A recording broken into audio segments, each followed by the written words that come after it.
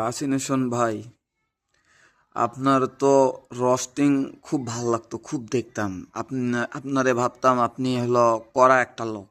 আপনার কথাগুলা শোনান যায়, মানান যায়, মানলাম ভাই, সব দেখলাম। কিন্তু আপনি এই বর্তমানে বাংলাদেশের একটা ক্রিঞ্জ মোমেন্টে আইসা আপনার কাছে অ্যাভেলেবেল বাংলাদেশে বোকাচোদা যে রোস্ট করা যায় প্রতিদিন, ওই রকম আগুন ধরাও, পিছনে আগুন জ্বালার মতো রোস্ট করান যায় যে প্রতিদিন অ্যাভেলেবেল বোকাচোদা বাংলাদেশের 64 জেলারে আনাচে কানাচে যারা বাংলাদেশটারে আধিপত্যের হাতে দিতে চায়।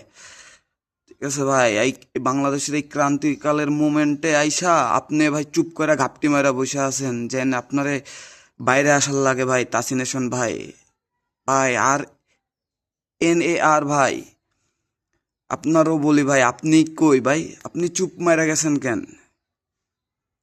দেশরে কি বাঁচাবেন না রে ভাই? ভালো মানুষের হাতে দিবেন না? ইনসাফের হাতে দিবেন না ভাই দেশটারে?